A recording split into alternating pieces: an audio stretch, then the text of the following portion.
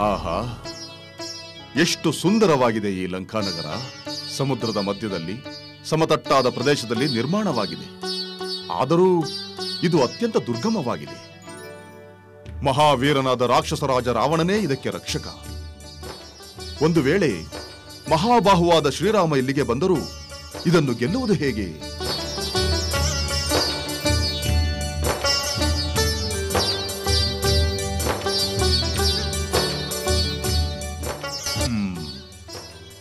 ದುರ್ವಿನೀತರಾದ ಈ ರಾಕ್ಷಸರು ಸಾಮ ದಾನ ಭೇದಗಳಿಗೆ ಬಗ್ಗುವವರಲ್ಲ. ಯುದ್ಧ ಮಾಡಿ ಗೆಲ್ಲಬೇಕೆಂದರೆ ನಮ್ಮ ವಾನರ ಸೈನ್ಯ ಇಲ್ಲಿಗೆ ಬರುವುದು ಸಾಧ್ಯವೇ ಇಲ್ಲ.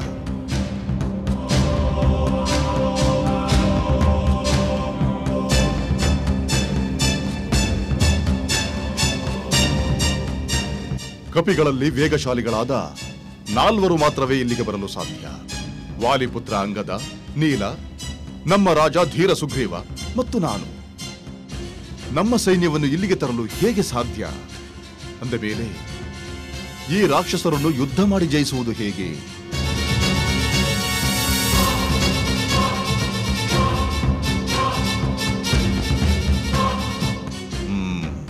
ಇರಲಿ, ಹೇಗಾದರೂ ಸೀತಾಮಾತೆ ಇರುವ ಸ್ಥಳವನ್ನು ಮೊದಲು ಕಂಡುಹಿಡಿಯಬೇಕು. ಅವರು ಜೀವಂತವಾಗಿರುವುದನ್ನು ಖಚಿತಪಡಿಸಿಕೊಳ್ಳಬೇಕು. ಮುಂದೇನು ಮಾಡಬೇಕೆಂದು ಸೀತಾದೇವಿಯೊಂದಿಗೆ ಆಲೋಚಿಸುತ್ತೇನೆ.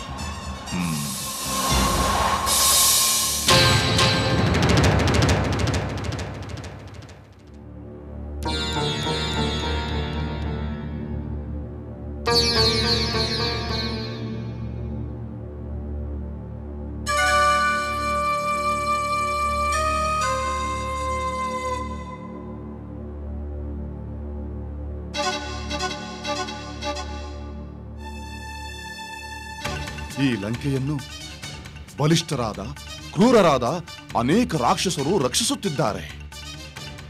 ಈ ರೂಪದಲ್ಲಿ ನಾನು ಪ್ರವೇಶಿಸಿದರೆ ಇಲ್ಲದ ಅನಾಹುತಕ್ಕೆ ಕಾರಣವಾಗುತ್ತದೆ. ಈಗ ನಾನು ಯಾವುದೇ ಗದ್ದಲ ಮಾಡಿಕೊಳ್ಳಬಾರದು. ಸೀತಾದೇವಿಯನ್ನು ಹುಡುಕುವುದೊಂದೇ ಈಗ ನನ್ನ ಮುಖ್ಯ ಕರ್ತವ್ಯ.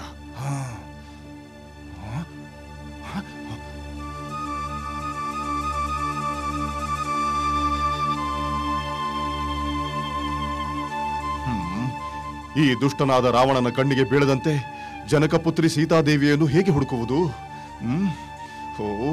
ಇಷ್ಟೊಂದು ಕಾವಲಿರುವಾಗ ಸೀತಾದೇವಿಯನ್ನು ಒಂಟಿಯಾಗಿ ಹೇಗೆ ಭೇಟಿ ಮಾಡುವುದು? ಯಾವುದಕ್ಕೂ ನಾನು ಆತುರದ ನಿರ್ಧಾರ ತೆಗೆದುಕೊಳ್ಳಬಾರದು. ಶ್ರೀರಾಮನ ಕಾರ್ಯ ಹಾಳಾಗದಂತೆ ನಾನು ಎಚ್ಚರದಿಂದ ನಡೆದುಕೊಳ್ಳಬೇಕು. ಇಲ್ಲವಾದರೆ ನಾನು ಮಹಾ ಸಾಹಸ ಮಾಡಿ ಸಮುದ್ರವನ್ನು ದಾಟಿ ಬಂದದ್ದು ವ್ಯರ್ಥವಾಗಿ ಬಿಡುತ್ತದೆ.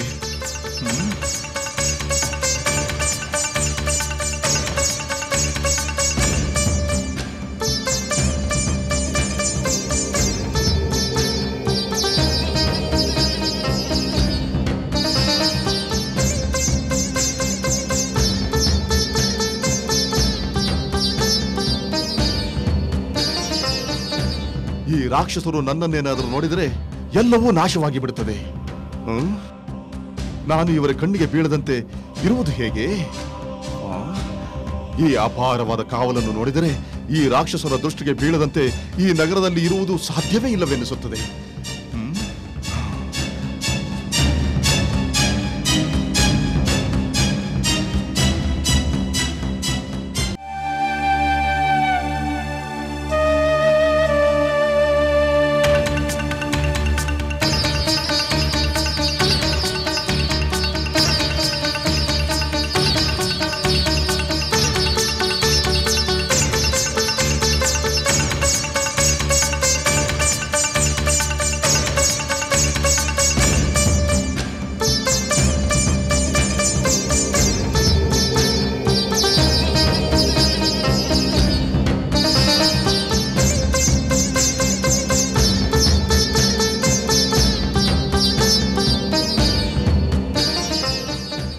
ಒಂದು ವೇಳೆ ರಾಕ್ಷಸರ ರೂಪವನ್ನೇ ಧರಿಸಿದರೂ ಇವರು ಖಂಡಿತ ಕಂಡು ಹಿಡಿದು ಬಿಡುತ್ತಾರೆ. ಅದರ ಪರಿಣಾಮ ಘೋರವಾಗಬಹುದು. ಬಹುಶಃ ಇಲ್ಲಿ ವಾಯು ಕೂಡ ಇವರಿಗೆ ಕಾಣದಂತೆ ಬೀಸಲಾಗುವುದಿಲ್ಲವೆಂದು ಕಾಣುತ್ತದೆ. ಏನು ಮಾಡುವುದು? ಏನು ಮಾಡುವುದು?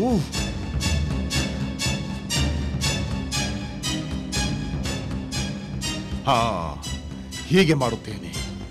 ನಾನು ಚಿಕ್ಕ ಕಪಿಯ ರೂಪವನ್ನು ತಾಳಿ ಇವರ ಕಣ್ತಪ್ಪಿಸಿ ಇಡೀ ಲಂಕೆಯನ್ನೇ ನೋಡಬಹುದು.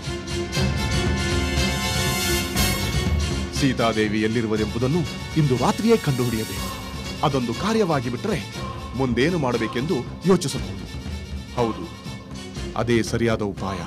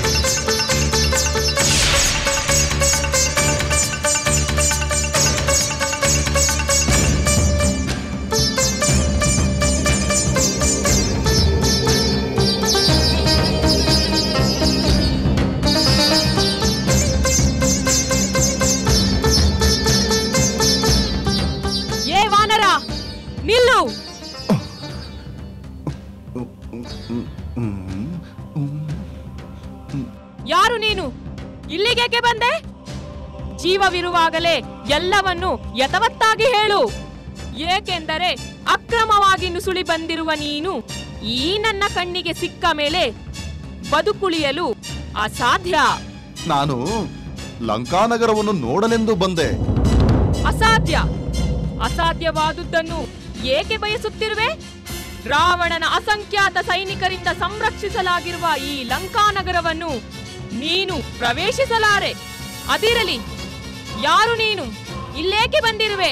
ಹೇಳು. ಭಯಂಕರ ಆಕಾರದ ರಾಕ್ಷಸಿಯೇ, ನಿನ್ನ ಪ್ರಶ್ನೆಗಳಿಗೆಲ್ಲ ನಾನು ಖಂಡಿತ ಉತ್ತರ ಕೊಡುತ್ತೇನೆ. ಅದಕ್ಕೆ ಮೊದಲು ನೀನಾರೆಂದು ಹೇಳು. ನೀನೇಕೆ ಈ ನಗರದ ಮಹಾದ್ವಾರದಲ್ಲಿ ನಿಂತಿರುವೆ? ನನ್ನನ್ನು ಏಕೆ ತಡೆಯುತ್ತಿರುವೆ?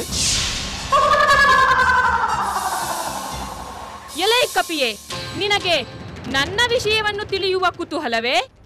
ಇರಲಿ, ಇನ್ನೇನು ಸಾಯುವ ನೀನು ಕಡೆಯಾಸೆಯೊಂದು ನಾನು ನನ್ನ ವಿಷಯವನ್ನು ತಿಳಿಸುತ್ತೇನೆ. ಲಂಕಿಣಿ ಎಂಬ ಹೆಸರನ್ನು ನೀನು ಕೇಳಿದ್ದೀಯಾ ಎಂದುಕೊಂಡಿದ್ದೇನೆ.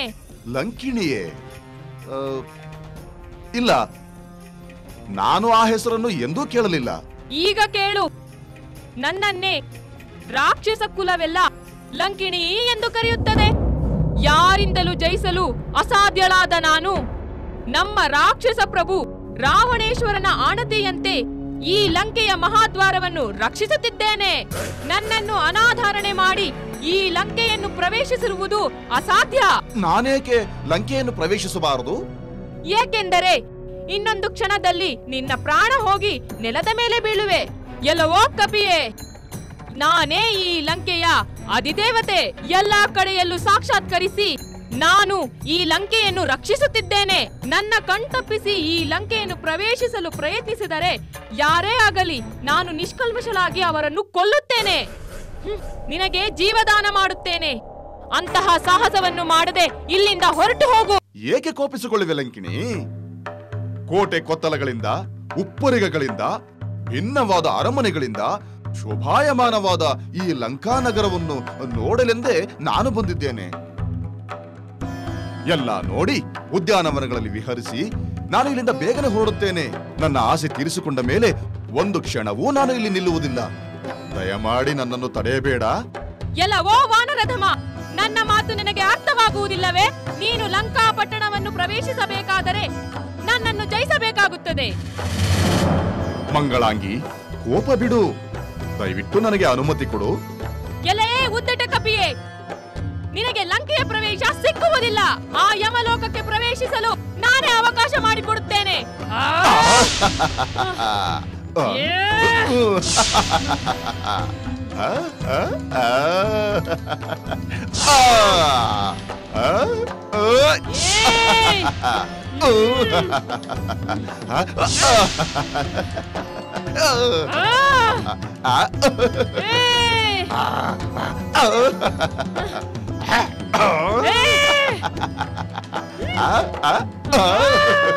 ಲಂಕಿಣಿ, ಇಲ್ಲಿ ಇಲ್ಲಿ.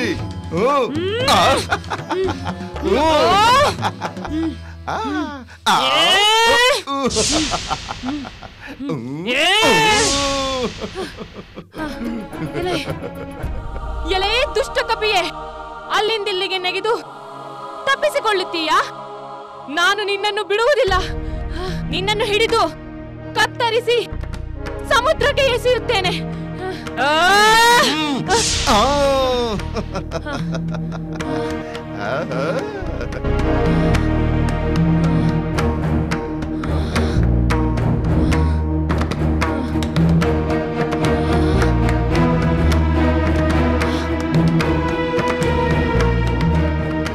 ಎಲೈ ಲಂಕಿಣಿ, ನೀನು ನನ್ನನ್ನು ಕತ್ತರಿಸುವ ಪ್ರಯತ್ನವೆಲ್ಲ ವಿಫಲವಾಯಿತಲ್ಲವೇ?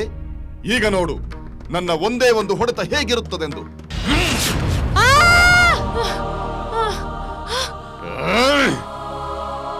ಮಹಾಬಲವಂತ, ನನ್ನನ್ನು ಕೊಲ್ಲಬೇಡ, ಕೊಲ್ಲಬೇಡ, ದಯವಿಟ್ಟು ನನ್ನನ್ನು ಕೊಲ್ಲಬೇಡ. ಪ್ರಸನ್ನನಾಗು, ಪ್ರಸನ್ನನಾಗು, ರಕ್ಷಿಸು, ನನ್ನನ್ನು ರಕ್ಷಿಸು. ನಿನ್ನಂತ ಪರಾಕ್ರಮಶಾಲಿಯಾದ ಪುರುಷರು ಎಂತ ಸಮಯದಲ್ಲೂ ಧರ್ಮ ಮಾರ್ಗವನ್ನು ಬಿಟ್ಟು ನಡೆಯುವುದಿಲ್ಲ. ಸ್ತ್ರೀ ಹತ್ಯೆ ನಿನಗೆ ತರವಲ್ಲ. ಆ ಪಾಪಕ್ಕೆ ನೀನು ಗುರಿಯಾಗಬೇಡ. ನನಗೆ ಜೀವದಾನ ಮಾಡು. ಏಳು ಲಂಕಿಣಿ, ಎದ್ದೇಳು. ಶ್ರೀರಾಮ ಬಂಟನಾದ ನಾನು ಶರಣಾಗತರಾದವರ ಪ್ರಾಣವನ್ನು ಎಂದೂ ತೆಗೆಯುವುದಿಲ್ಲ. ನಾನು ನಿನಗೆ ಪ್ರಾಣದಾನ ಮಾಡಿದ್ದೇನೆ.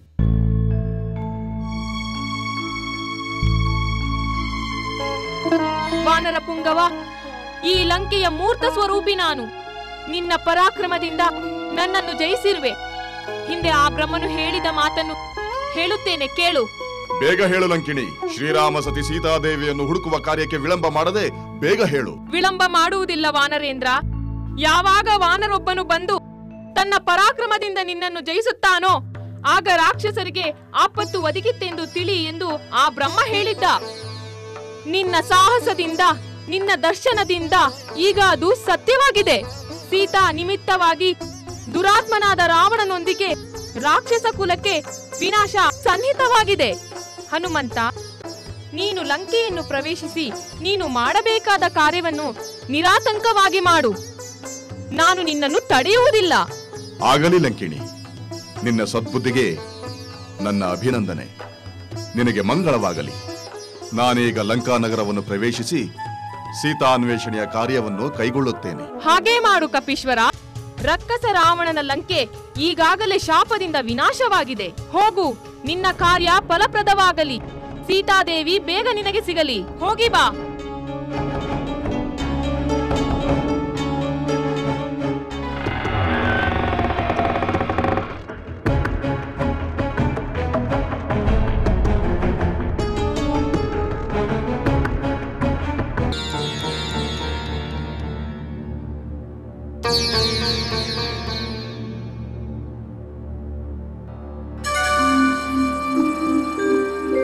ಎಲ್ಲಿರುವೆ ಮಾತೆ, ಎಲ್ಲಿರುವೆ ಶ್ರೀರಾಮನ ಮಾತು ತಂದಿರುವೆ.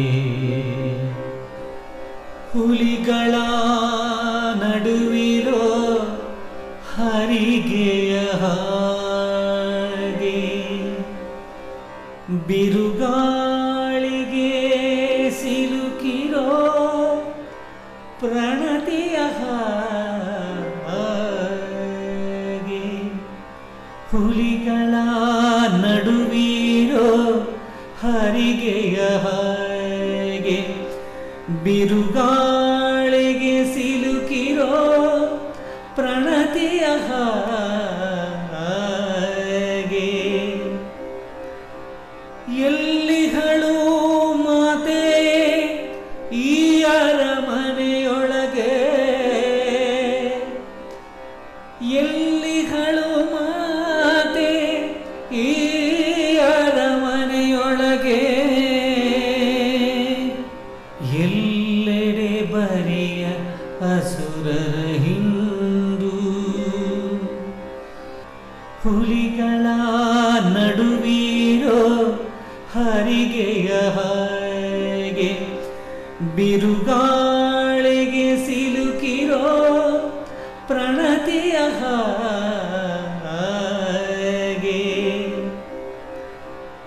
ಎಲ್ಲಿಗಳು ಮಾತೆ ಈ ಅರಮನೆಯೊಳಗೆ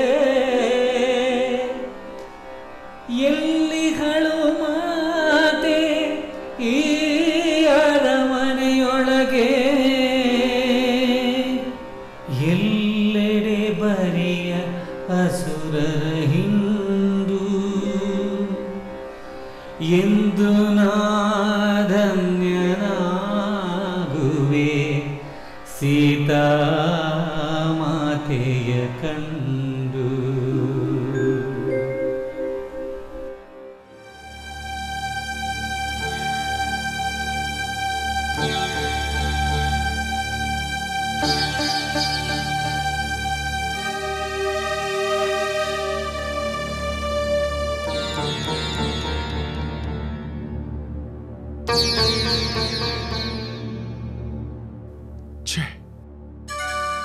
ನಾನು ಸಂದೇಹಪಟ್ಟು ಬಿಟ್ಟೆ. ಸೀತಾಮಾತೆ, ನನ್ನನ್ನು ಕ್ಷಮಿಸು. ಅಖಂಡ ಬ್ರಹ್ಮಚಾರಿಯಾದ ನಾನು ಪರಪತ್ನಿಯರು ಮಲಗಿರುವ ಅಂತಃಪುರವನ್ನು ನೋಡುವಂತಾಯ್ತಲ್ಲ, ಅದರಿಂದ ನಾನು ಅಪರಾಧ ಮಾಡಿದಂತಾಯ್ತೆ. ಇಲ್ಲ, ಅದು ಅಪರಾಧವಲ್ಲ. ನಾನು ವಿಷಯಾಸಕ್ತಿಯಿಂದ ಅಲ್ಲಿಗೆ ಹೋಗಲಿಲ್ಲ. ಆ ದೃಷ್ಟಿಯಿಂದ ಯಾರೊಬ್ಬರನ್ನೂ ನೋಡಲಿಲ್ಲ. ನನ್ನಿಂದ ಅಪರಾಧವಾಗಲಿಲ್ಲ, ಧರ್ಮಲೋಪವೂ ಆಗಲಿಲ್ಲ. ಸೀತಾದೇವಿ ಇರಬಹುದೇನೋ ಎಂಬ ಸಂದೇಹದಿಂದ ನೋಡಿದೆ. ಆದರೆ ಪರಸ್ತ್ರೀ ಚೋರನಾದ ಆ ರಾವಣನನ್ನು ನೋಡಿದೆ. ಹೌದು, ಮಹಾಪತಿವ್ರತೆಯಾದ ಸೀತಾಮಾತೆ ಜೀವ ಬಿಟ್ಟಾರೆಯೇ ಹೊರತು ಆ ದುಷ್ಟ ರಾವಣನ ಅಂತಃಪುರದಲ್ಲಿರಲು ಸಾಧ್ಯವಿಲ್ಲವೆಂದು ಈಗ ನನಗನ್ನಿಸುತ್ತಿದೆ. ಶ್ರೀರಾಮ ಜಯ. ನಮ್ಮ ಇಂದ್ರಿಯಗಳು ಪಾಪಕರ್ಮದಲ್ಲಿ ಅಥವಾ ಪುಣ್ಯಕರ್ಮದಲ್ಲಿ ತೊಡಗಲು ಮನಸ್ಸೇ ಕಾರಣ.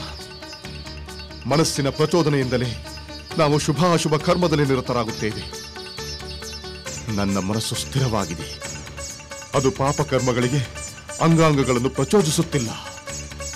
ಸೀತಾದೇವಿಯನ್ನು ಸ್ತ್ರೀಯರ ಸಮೂಹದಲ್ಲಿ ಕಾಣಬಹುದೆಂಬ ತರ್ಕದ ಮೇಲೆ ನಾನು ಅಂತಃಪುರ ಪ್ರವೇಶ ಮಾಡಿದೆ. ಆದರೆ ಅಲ್ಲೆಲ್ಲೂ ಸೀತಾದೇವಿ ಕಾಣಲಿಲ್ಲ. ಅಂದರೆ ಅರಮನೆಯಲ್ಲಿ, ಅಂತಃಪುರದಲ್ಲಿ ಸೀತಾಮಾತೆ ಇಲ್ಲವೇ ಇಲ್ಲವೆಂದು ಅರ್ಥ. ಇನ್ನು ನಾನು ಈ ಲಂಕಾನಗರದ ಬೇರೆ ಬೇರೆ ಕಡೆ ಹುಡುಕಬೇಕು. ಹೌದು,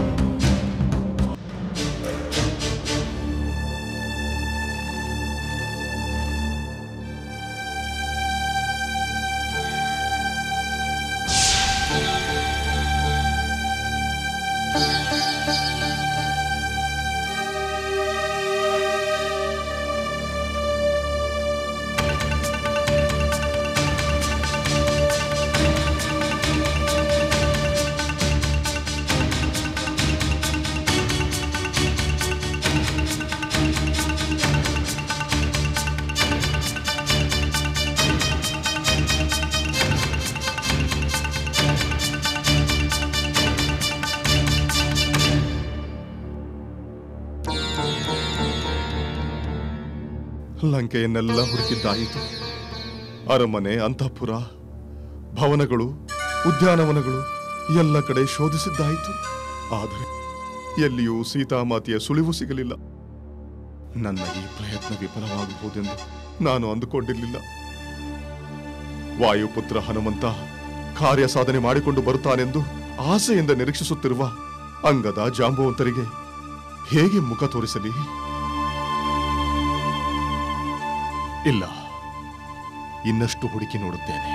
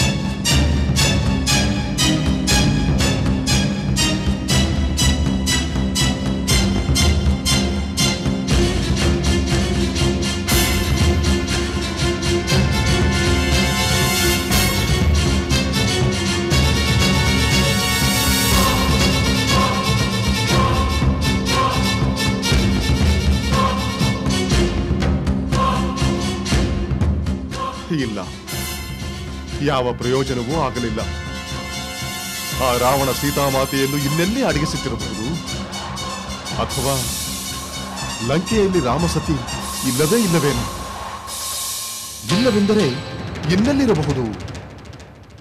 ಆ ಸ್ಥಳವನ್ನು ಕಂಡುಹಿಡಿಯುವುದು ಹೇಗೆ? ಈಗ ಅಂಗದನೊಂದಿಗೆ ಇಡೀ ವಾನರ ಸಮೂಹ ಪ್ರಾಯೋಪವೇಶ ಮಾಡಿ ಪ್ರಾಣತ್ಯಾಗ ಮಾಡಬೇಕೇ?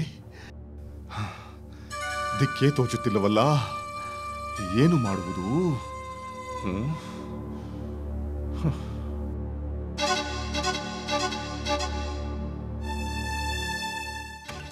ವಿರಹದ ತಾಪದಿಂದ ನೊಂದು ಕಂಗೆಟ್ಟಿರುವ ನನ್ನ ಸ್ವಾಮಿ ರಾಮಚಂದ್ರರಿಗೆ ಶುಭವಾರ್ತೆಯನ್ನು ತೆಗೆದುಕೊಂಡು ಹೋಗುವ ಭಾಗ್ಯವಿಲ್ಲದ ಮೇಲೆ ನನ್ನ ಜೀವನವೇ ನಿರರ್ಥಕವಾಗಿ ಹೋಯಿತು. ಭಕ್ತನಾಗಿ ಶ್ರೀರಾಮನ ಕಾರ್ಯ ಮಾಡದ ಮೇಲೆ ನಾನು ಬದುಕಿದ್ದು ಏನು ಪ್ರಯೋಜನ? ಇರಲಿ, ಕಡೆಯ ಪ್ರಯತ್ನ ಮಾಡಿ ನೋಡುತ್ತೇನೆ. ಲಕ್ಷ್ಮಣ ಸಹಿತ ಶ್ರೀರಾಮಚಂದ್ರರಿಗೆ ನಮಸ್ಕರಿಸುತ್ತೇನೆ. ಜನಕ ಪುತ್ರಿ ರಾಮಸತಿ ಸೀತಾದೇವಿಗೆ ನಮಸ್ಕರಿಸುತ್ತೇನೆ. ರುದ್ರ, ಯಮ, ಇಂದ್ರ, ವಾಯು ನಮಸ್ಕಾರ ಮಾಡುತ್ತೇನೆ. ಚಂದ್ರ ಸೂರ್ಯರಿಗೆ, ಮರುರ್ಗಣಗಳಿಗೆ ನಮಸ್ಕರಿಸುತ್ತೇನೆ. ನನಗೆ ಸೀತಾಮಾತೆಯ ದರ್ಶನವಾಗಲಿ.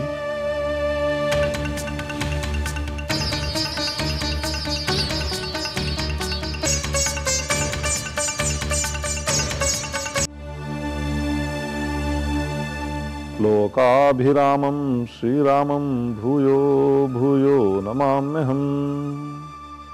ಇದೇನು ಆಶ್ಚರ್ಯ! ಇಲ್ಲಿ ಶ್ರೀರಾಮನಾಮ ಸ್ಮರಣೆ ಕೇಳುತ್ತಿದೆಯಲ್ಲ. ಈ ಲಂಕೆ ರಾಕ್ಷಸರ ಬೀಡು, ದುಷ್ಟರ ನೆಲೆವೀಡು.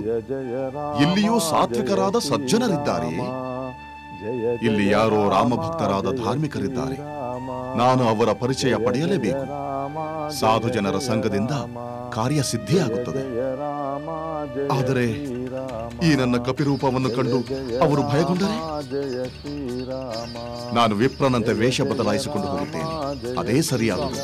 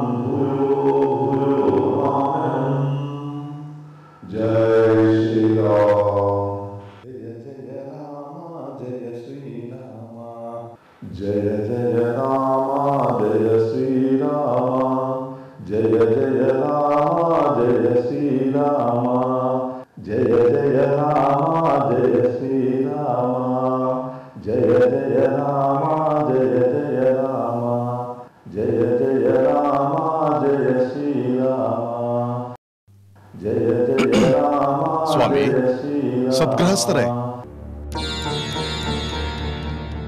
ಈ ಬ್ರಾಹ್ಮಿ ಮುಹೂರ್ತದಲ್ಲಿ ಶ್ರೀರಾಮನ ದಿವ್ಯ ನಾಮಸ್ಮರಣೆ ಮಾಡುತ್ತಿರುವ ತಮ್ಮ ದರ್ಶನ ಮಾಡಲೆಂದು ನಾನು ಬಂದಿದ್ದೇನೆ.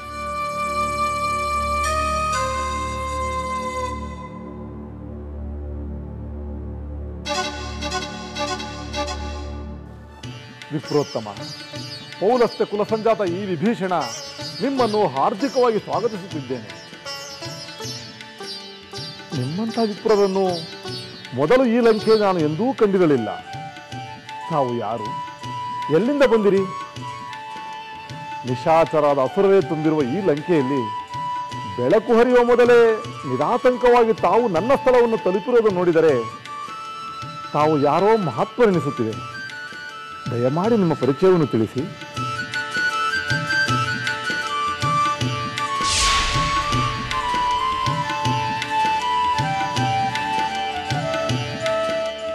ವಿಭೀಷಣ, ನಾನು ಶ್ರೀರಾಮಧೂತ ಹನುಮಂತ.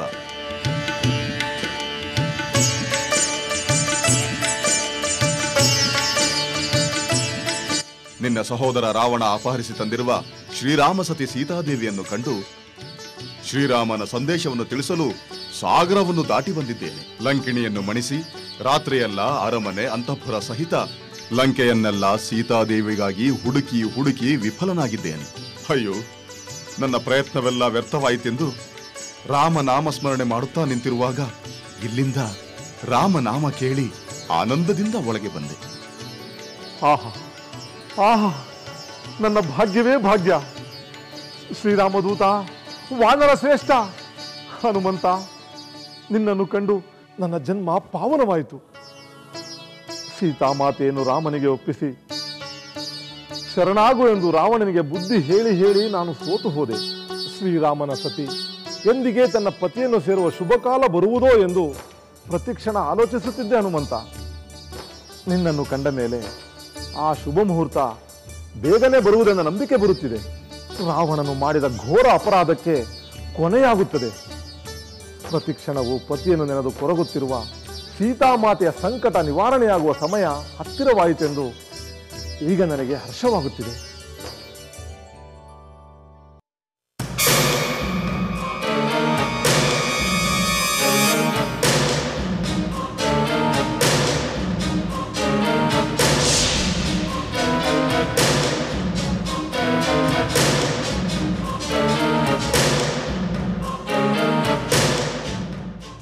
ಪ್ರಭು, ಮಧ್ಯರಾತ್ರಿ ಕಳೆದು ಬಹಳ ಹೊತ್ತಾಯಿತು. ಇನ್ನು ಸ್ವಲ್ಪ ಹೊತ್ತಿನಲ್ಲಿ ಬೆಳಗಾಗುವುದು. ಇಂಥ ಸಮಯದಲ್ಲಿ ಅಂತಃಪುರವನ್ನು ಬಿಟ್ಟು ಎಲ್ಲಿಗೆ ಹೊರಟಿರುವಿರಿ? ಮಂಡೋದರಿ, ಹೆದರಬೇಡ. ನಾನೇನು ದೇವತೆಗಳ ಮೇಲೆ ಯುದ್ಧ ಮಾಡಲು ಹೋಗುತ್ತಿಲ್ಲ. ನಾನು ಬಯಸಿದವರನ್ನು ಕಾಣಲು ಹೋಗುತ್ತಿದ್ದೇನೆ. ನೀನು ನೆಮ್ಮದಿಯಾಗಿ ಮಲಗು. ಅಂದರೆ ನೀವೀಗ ಆ ಸೀತೆಯನ್ನು ನೋಡಲು ಹೊರಟಿರುವಿರಲ್ಲವೇ? ಹೌದು,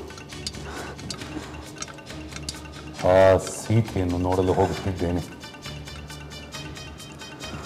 ಕಣ್ಣು ಮುಚ್ಚಿದರು ಮತ್ತೆ ಮತ್ತೆ ಕಾಣಿಸುವ ಅವಳನ್ನು ಕಾಣಲು ಹೋಗುತ್ತಿದ್ದೇನೆ. ಬೇಡಿ ಪ್ರಭು, ಇಂಥ ಸಮಯದಲ್ಲಿ ನೀವಲ್ಲಿಗೆ ಹೋಗಿ ಅವಳನ್ನು ಭಯಪಡಿಸಬೇಡಿ. ಮಂಡೋದರಿ, ನಾನು ಅವಳನ್ನು ಭಯಪಡಿಸಲು ಹೋಗುತ್ತಿಲ್ಲ. ನನ್ನ ಪ್ರೀತಿಯ ಮಾತುಗಳಿಂದ ಅವಳನ್ನು ಒಲಿಸಿಕೊಳ್ಳಲು ಹೋಗುತ್ತಿದ್ದೇನೆ.